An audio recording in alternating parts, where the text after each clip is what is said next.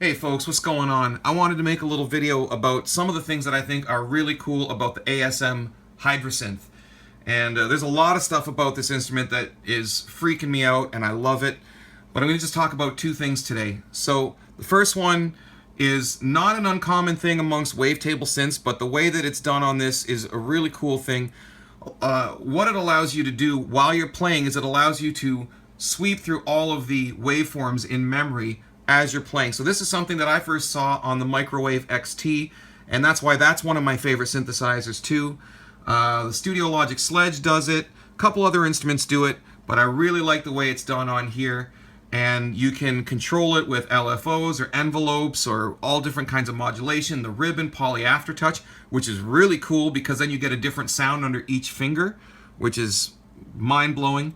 But I'm just going to demonstrate it really quick. It's pretty obvious to most Hydrasynth owners, but I'll just show you anyway. So first I'm going to go into the first preset sound. I'm just going to turn the amp up a little bit, and I'm going to bring the cutoff up a bit.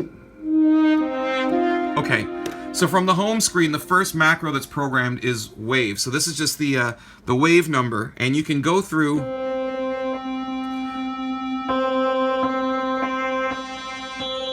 and you can actually see the waveform changing in the display, which is super cool. But I just love this feature.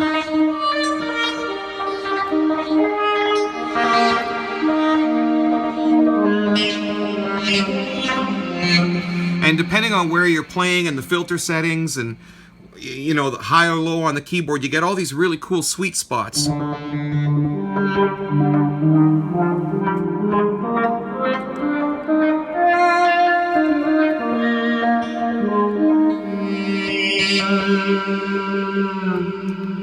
Love that. Okay, now the second thing about this that I think is really cool, might not be as obvious. I'm going to restart that patch. I'll turn the amp up again, and I'll bring the cutoff up. Okay, the second thing that I think is amazing about this instrument is in the mutant section. So I'm going to hit mutant 2, and from the factory it's set to oscillator sync, but there's no depth right now. So what I love about this is that you can actually change the mode in the mutant section in real time while you're playing, and the sound doesn't cut out. And I love that. So I'm just going to demonstrate. I'm going to set up a couple of different settings with these knobs. I'll turn the depth up a bit. And you can hear the oscillator sync coming in right away. I don't know what window is, but I'll turn it up. Feedback. Okay, and then ratio, of course. You get really cool vocal, almost animal sounds with it. But the thing that I love about this is once you set up a couple of strange settings, you start messing with the mode switch, or the mode knob rather.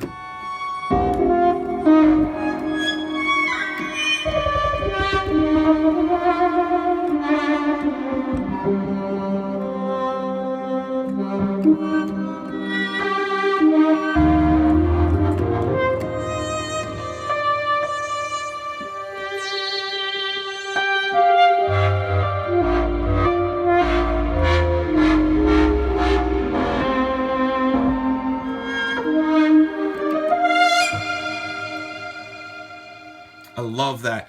The closest thing that reminds me of is on a lot of the old Yamaha DX series synthesizers, you could actually change the algorithm if you went into the menus and change the algorithm in real time while you're playing, and you get these really cool, really abrupt changes and kind of jumps in the sound, and it sounded a little bit like wave sequencing.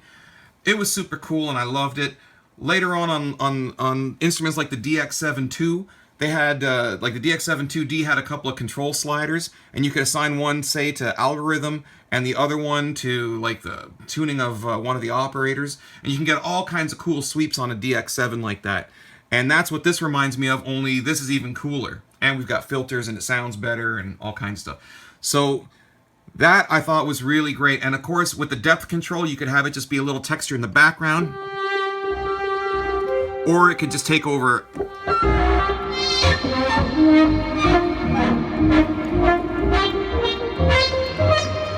And I love that. So, yeah, Hydrasynth, man. What an amazing, amazing instrument. I don't know anything else in the world that lets me do this like this.